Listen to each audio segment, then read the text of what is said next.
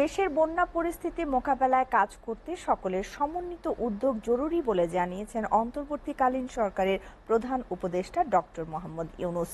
তিনি বলেন, বন্যার পানি নামতে শুরু করেছে, এখনই সমন্বিতভাবে স্বাস্থ্য ও খাদ্য ঝুঁকি মোকাবেলায় কাজ করতে হবে।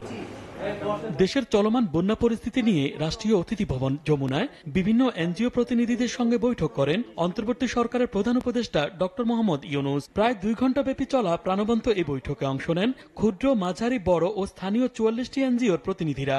বৈঠকে বন্যার পানি নেমে যাওয়ার পর স্বাস্থ্য ও খাদ্য ঝুঁকি মোকাবেলায় সব পক্ষ মিলে সমন্বিতভাবে কাজ করার রূপরেখা নিয়ে আলোচনা করেন তারা।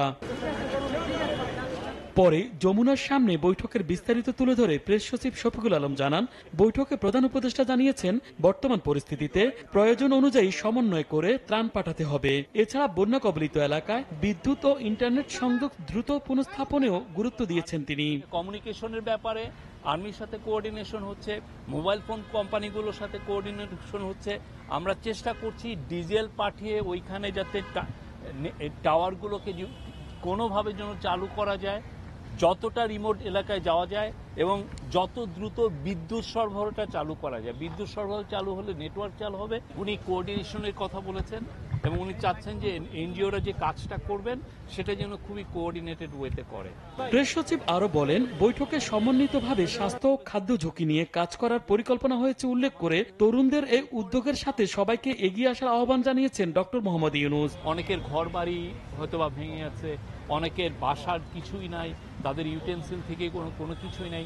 এই যে তাদেরকে বা এরপরে যেটা হয় যে ওয়াটারবোর্ন ডিজিজ হয়, হেলথ রিলেটেড সমস্যাগুলো উদ্ভূত হয়, সেইটা কিভাবে সমন্বিত উদ্যোগ নিয়ে ট্যাকেল করা যায়। এই যে তরুণদের যে উদ্যোগ, সে তরুণদের যে প্রেরণা, তার সাথে যেন সারা বাংলাদেশের সবাই যেন একত্রিত হয়ে এই বন্যাতে ঝাঁপিয়ে পড়ে। বন্যাকে আমাদের সবাই ট্যাকেল করতে হবে। বৈঠকে অংশ নেয়া ব্র্যাকের নির্বাহী পরিচালক আসিফ সালে বলেন, ত্রাণ কার্যক্রম পরিচালনার জন্য জোন ভাগ করে কাজ করতে এনজিওর পক্ষ থেকে সরকারকে পরামর্শ দেওয়া হয়েছে।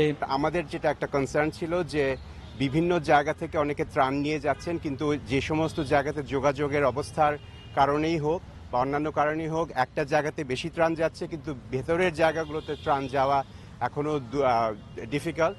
তো সেজন্য আমরা কয়েকটা আইডিয়া নিয়ে আলাপ করেছি। একটা হচ্ছে যে এগুলোকে জোনিং ভিত্তিতে ভাগ করে দেওয়া যায় কিনা, যেখানে একটা কোঅর্ডিনেশনের একটা মেকানিজমের মাধ্যমে এই জায়গাগুলো আরো স্পেসিফিক্যালি কাজ করা যাবে। এছাড়া বৈঠকে বন্যার ক্ষয়ক্ষতি নিরূপণের পর দাতা সংস্থা ও প্রবাসীদের মাধ্যমে অর্থ সংগ্রহ করে সমন্বিতভাবে কাজ করার বিষয়েও সিদ্ধান্ত নেওয়া হয় বলে জানান তারা। প্রবাসীদের মাধ্যমেও যদি কিছু ফান্ড রেজ করা যায় এবং প্রবাসীরা খুব দিতে আগ্রহী, এবং সেই জায়গাতেও একটা চ্যানেল করার একটা সুযোগ আছে। SK Sourav, SATV, Dhaka.